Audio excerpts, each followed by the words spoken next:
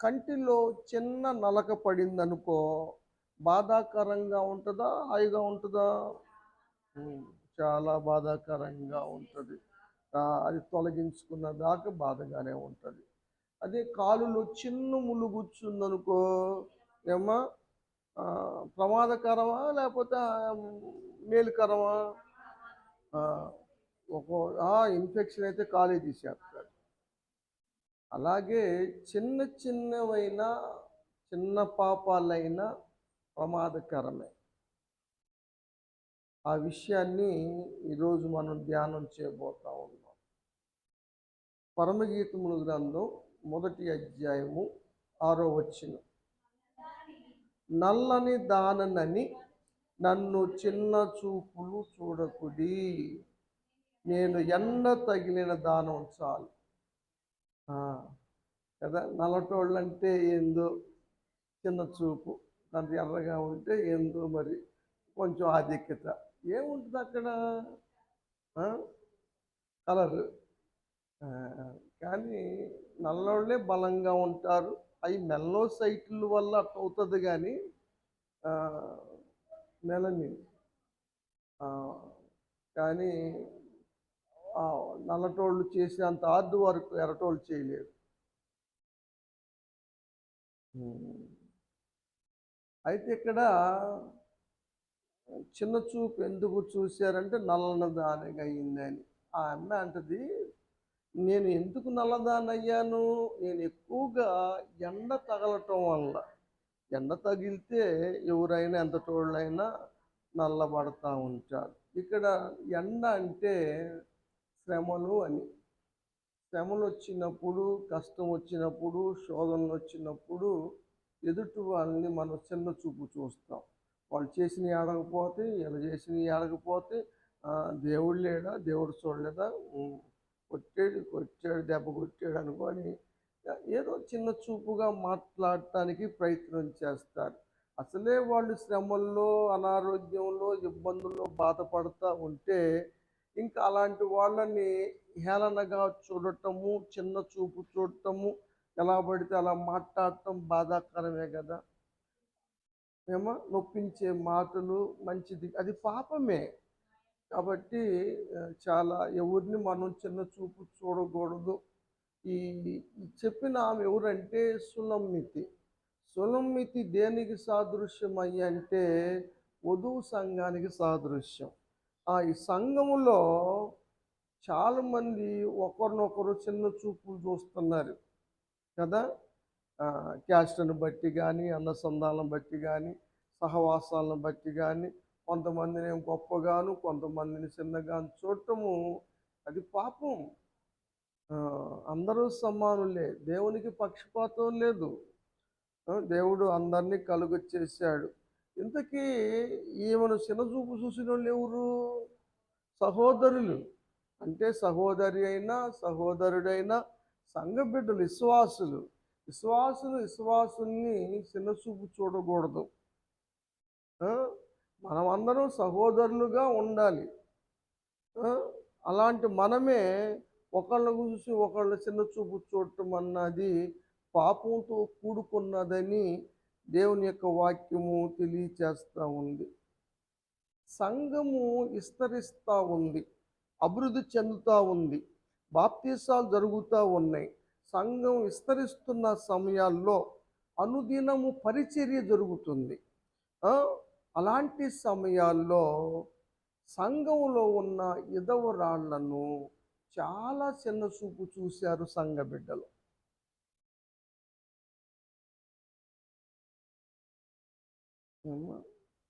అపోస్తుల కార్యం చూడు, 6:1 అనుకుంటాను. అపోస్తుల కార్యములు 6వ అధ్యాయము. సంఘము విస్తరిల్లుతా ఉంది. తమలో ఎవరున్నారు? సంఘములో విధవరాళ్ళు ఉన్నారు. ఆ విధవరాళ్ళని చిన్న చూపు చూస్తారు కదా.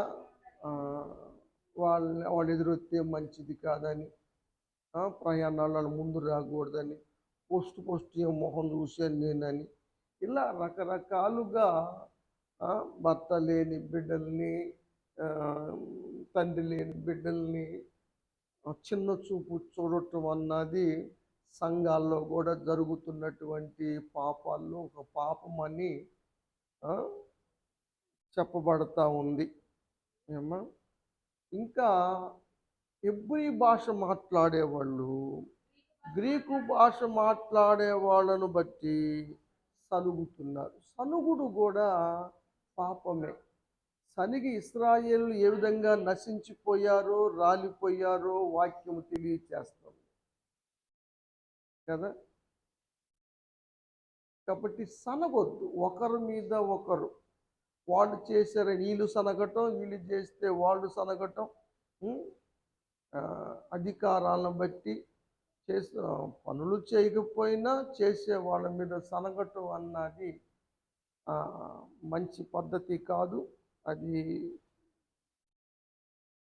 పాపము కింద లెక్క వస్తుందని దేవుని యొక్క వాక్యంలో చూస్తూ ఉన్నాం కదా. ఎదవరాళ్ళని చిన్న చూపు చూడటం గురించి దావీదు ఏం రాస్తాడంటే 68వ కీర్తనలో 5వ వచనం,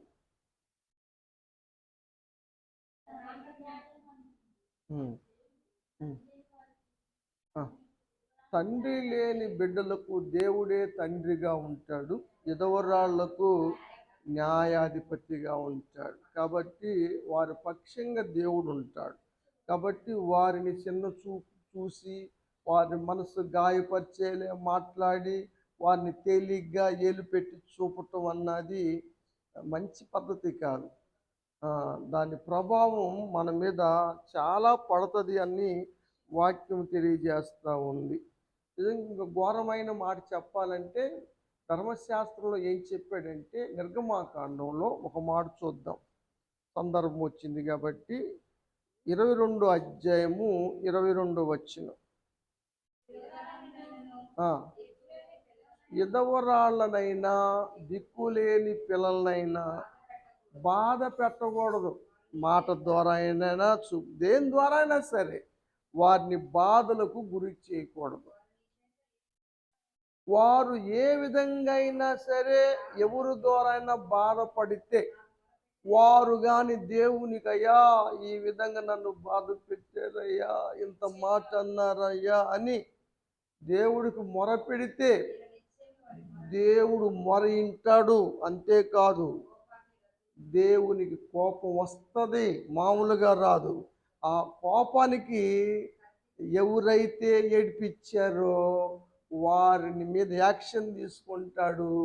వీలైతే ఆ వ్యక్తి విధవరాలుగా మార్చబడుతుంది. ఎంత ఆమె ఏ విధంగా అయితే బాధపడుతుందో, బిడ్డలు తండ్రి లేక దిక్కు లేక అలాంటి దిక్కు లేని స్థితి కలుగుతుంది. దేవునితో గేమ్స్ కాదు.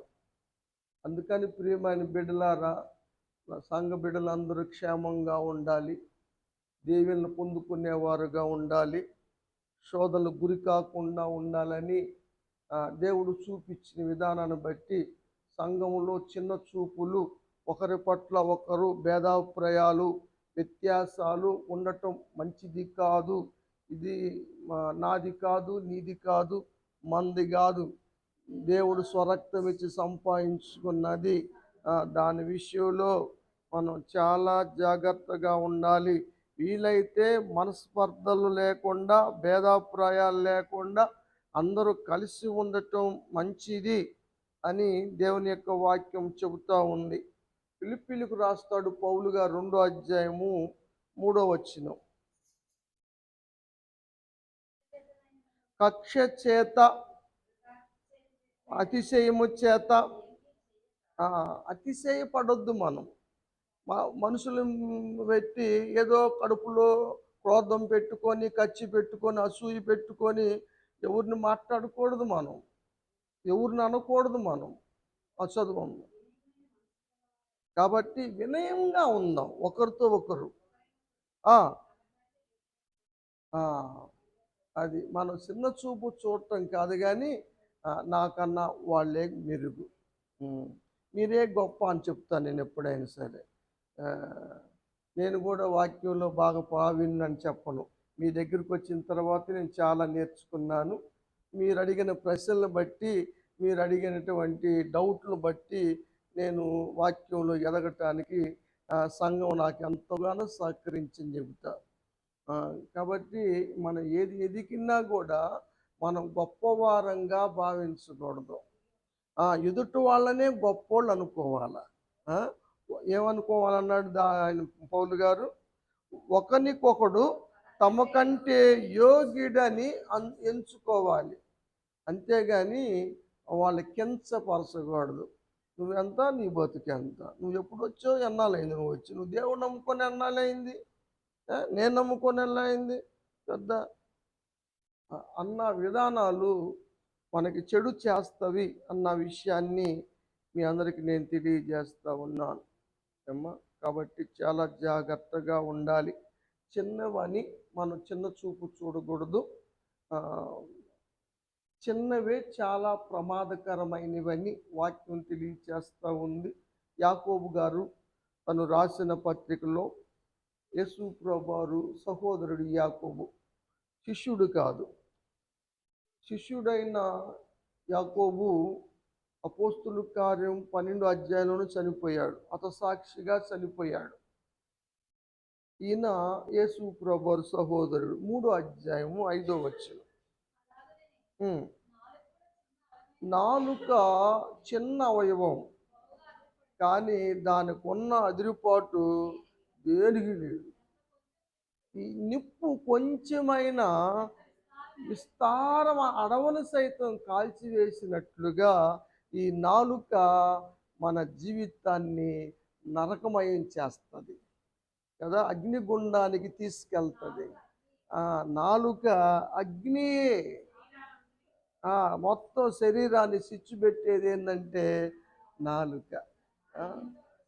మాలిన్యం కలుగు చేస్తుంది. పాప ప్రపంచం నాలుక. మన శరీరంలో ఉన్న అవయవాల్లో నాలుక చేసే అంత పాపం ఏది చేయదు, ఇంతే ఉంటుంది. కానీ అది ఏమో డేంజర్. విస్తారమైన అడవిని చిచ్చు పెట్టినట్టుగా కాల్చినట్లుగా కాలుస్తుందని యాకోబు చెబుతున్నాడు. అసలు నిజమైన భక్తి, నిష్కలంకమైన భక్తి అంటే ఏందో తెలుసా మీకు? తగ్గించుకోవటం, చెప్పండి పర్లేదు. ప్రేమ కలిగి ఉండటం, ఒకళ్ళని ఏలు పెట్టి చూపించకుండా ఉండటం, ప్రేమించటం. మొదటి అధ్యాయము యాకోబు పత్రిక 27వ వచనం.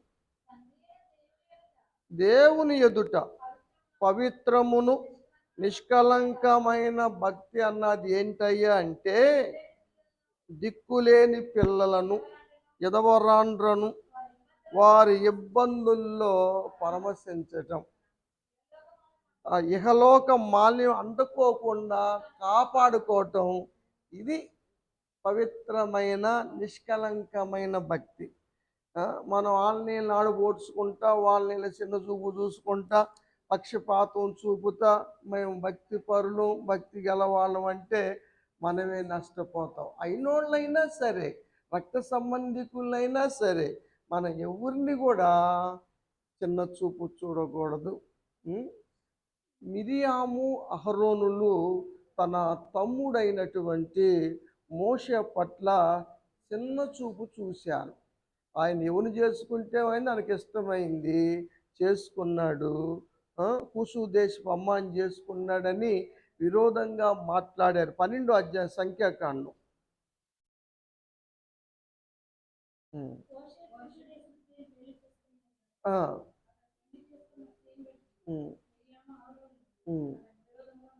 చాలా విరోధంగా మాట్లాడారు. ఇంకేమన్నారంటే, మోషే చేత మాత్రమే నా దేవుడు మాట్లాడించింది, పలికింది, ఆయన కన్నా మాతో పలికించలేదా అంటే వీళ్ళు కూడా అతిశయపడుతున్నారు. గర్వంగా మోషాన్ని చిన్నగా చూపుతున్నారు, మోషాని తక్కువ చేసి మాట్లాడుతున్నారు. సమాజంలో, సంఘంలో మోషే కన్నా వీళ్ళే గొప్పవాళ్ళుగా.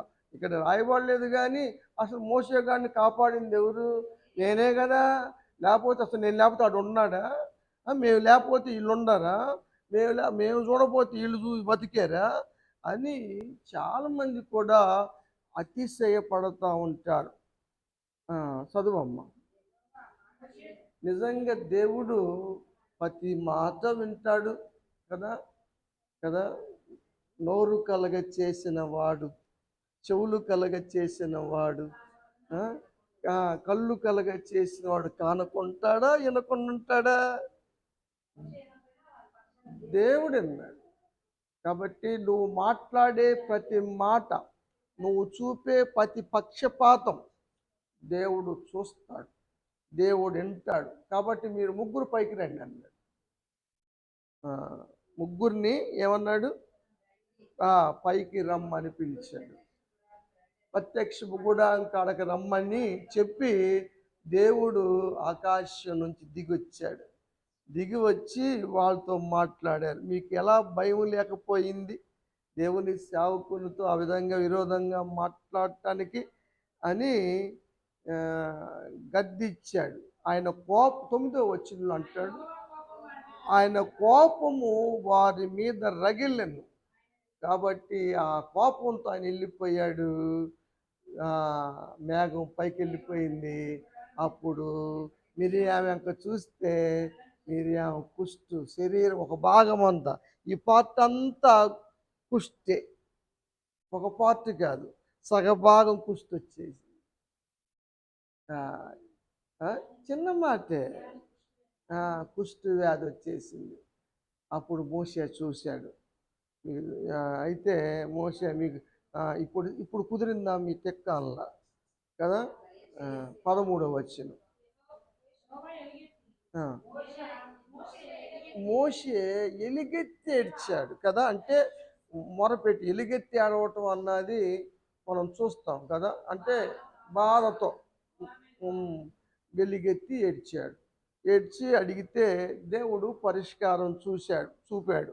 ఏమిటయ్యాదంటే చదువు. ఎవరు తండ్రి? ఎవరు ఆయన పేరేంటి?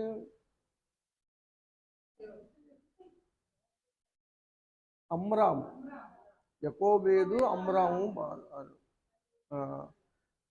అమ్రాము వచ్చి తండ్రి వచ్చి కుమార్తె ముఖం మీద కాండ్రి చుమ్మేస్తే ఆ సిగ్గు ఇక మళ్ళీ ఇంకోసారి నోరు ఎత్తకుండా, ఇంకోసారి మాట్లాడకుండా సిగ్గు తెచ్చుకుంటుంది కదా. ఉమ్మేసుకునే స్థితికి కదా.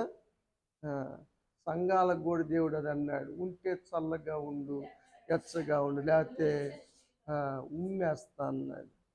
ఎంత భయంకరమో కదా. దేవుని చేత, పరలోకపు తండ్రి చేత ఉమ్మేయించుకోవటం ఎంత భయంకరమైన దుస్థితి. కాబట్టి భక్తి జీవితం అంటే అంత తేలిక అనుకోమాకండి. ఎదుటి వాళ్ళని మనం అలుసుగా చులకనగా చూడమాకండి. ఆ విషయాన్ని మరోసారి మీ అందరికీ నేను తెలియజేస్తూ ఉన్నాను. అదేవిధంగా యాజకుల పట్ల కూడా భేదాభిప్రాయంగా ఉండమాకండి. ఉజియా రాజు గారు యాజకుల ద్వారాగానే జకరియా అనే యాజకుల ద్వారా వర్ధిల్లాడు, ఆశీర్వదించబడ్డాడు. స్థిరపడ్డ తర్వాత గర్వం వచ్చింది. తర్వాత 26వ అధ్యాయం 2 దినవృత్తాంతములు 19వ వచనం.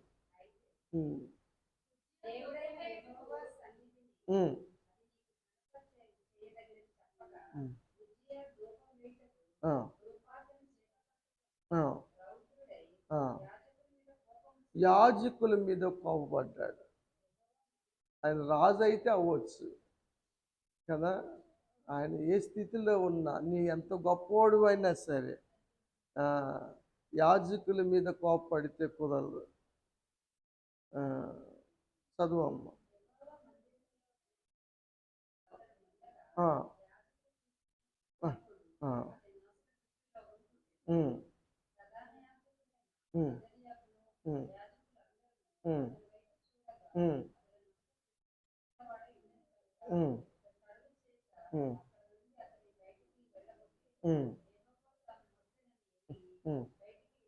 ఉమ్, ఉమ్, ఉమ్. ఎందుకని? కోపడ్డాడని. ఇంకెందుకని? ఉమ్, ఎందుకని? గర్వించాడు కాబట్టి. ఎందుకని? ఆలోచించండి. ఎందుకని? చచ్చిపోయిందా కూడా కుష్ఠరోగిగానే ఆయన ఉన్నాడు. సరి చేసుకోలేరు కాబట్టి. చెప్పు. ఏమ్మా? మిరియాముకైతే మోషే ప్రార్థన చేశాడు కానీ ఉజ్జియా గారికి ఎవరు ప్రార్థన చేయలే. ఏ యాజకుడు ప్రార్థన చేయలే. అందుకని పరిష్కారం దొరకల. కుష్ఠరోగంతోనే చనిపోయాడు. ఆ రోగంతోనే.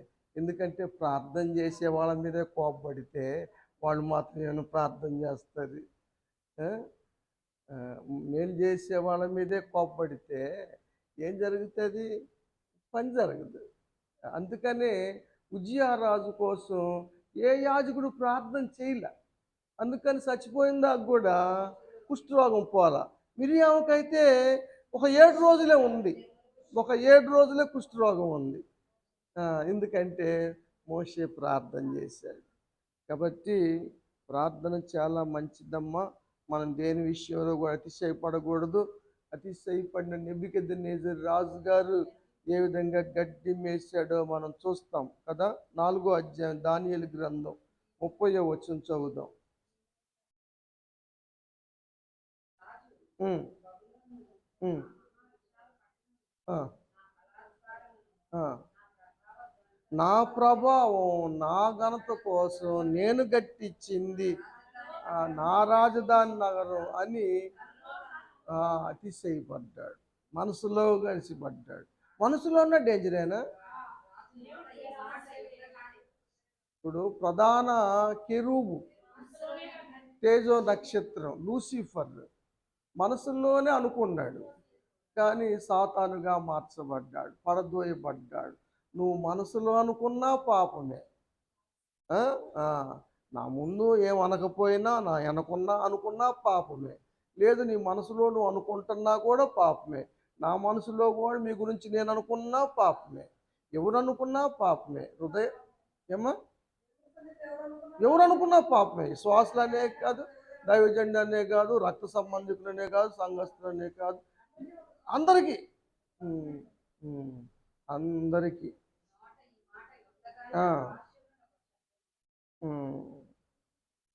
కాబట్టి గడ్డి మేసాడు. 37 వచ్చింది.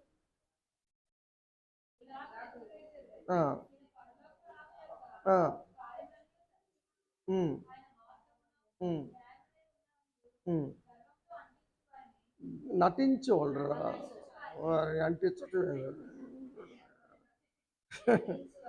గర్వంతో నటించే వాడిని అనిచేస్తాడు దేవుడు. గర్విష్ఠులు పాడతారు కదా పాట, యెహోవా నా బలమ్మ పాట పాడతారు కదా. గర్విష్ఠుల యొక్క గర్వము ననుసును, అనపశక్తుడు ఆయన. కాబట్టి ఆ బుద్ధి వస్తే కానీ మళ్ళీ గడ్డి మేయటం మానలేదు, మళ్ళా వచ్చేసింది. కాబట్టి అతిశయపడటం మంచిది కాదు. చిన్న అతిశయం ఉన్నా కూడా చాలా ఇబ్బందికరం. కొరింథీ పత్రిక 5వ అధ్యాయం 6వ వచనం చదువుదాం. మొదటి పత్రిక.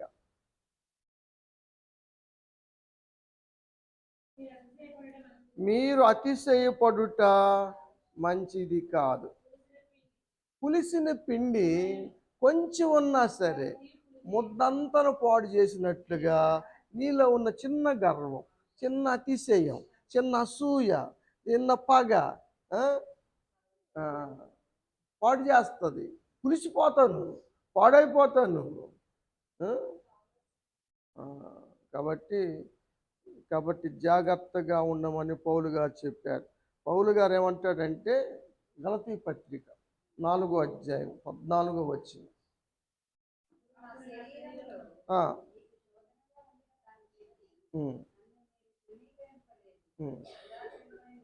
6:14 ఏనమ్మా?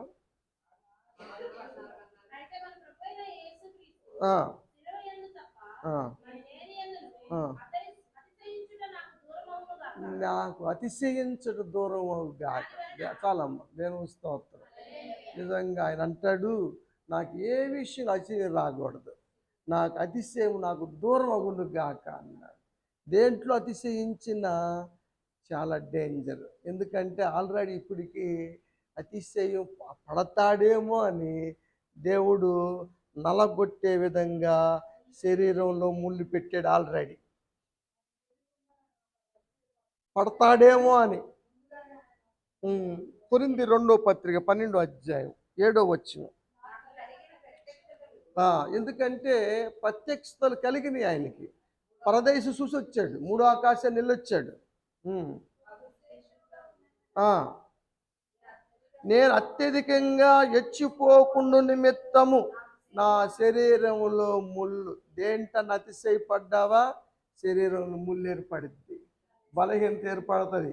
సైతాను వాడుకోవడంగా సైతాను దూత నీ శరీరంలోకి వచ్చేస్తాడు, నలగొట్టేస్తాడు మామూలుగా. అక్కడ అదే రాశాడు.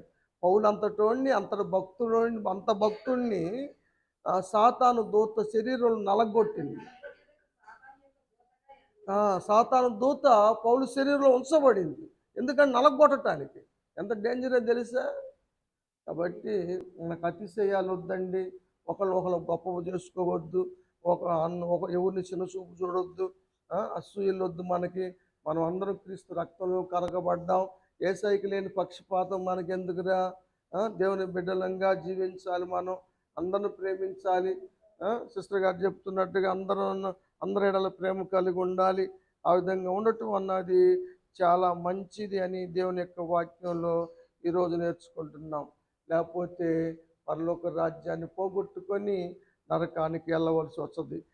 చిన్నవి అనుకుంటున్నాం కానీ అవి ఏమా డేంజర్ అన్న విషయాన్ని మనం వాక్యంలో చూస్తూ ఉన్నాం. రోమాపత్రిక చెప్పి ముగిస్తాను. 12వ అధ్యాయము 6వ వచనం అనుకుంటా. 6వ వచనం చూడు.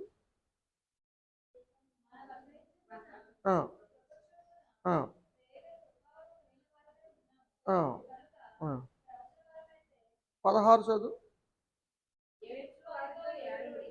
ఏడిస్తే వాళ్ళు బాధపడుతున్నారు అనుకో, నువ్వు నవ్వితే ఎట్లుంటుంది? ఇప్పుడు వాళ్ళు పనిమాలకు వచ్చి, కష్టం వచ్చి, బాధ వచ్చి, శోధన వచ్చి ఏడుతున్నారు అనుకో,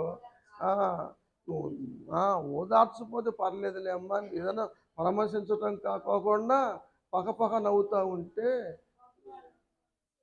ఎంత మనసు నొచ్చుకుంటుంది. ఇక్కడ వాళ్ళ ముందే ఓదార్చి వెళ్ళి ఇప్పుడు దాన్ని తెక్క కుదిరింది అన్నానుకో, బయటికి వెళ్ళి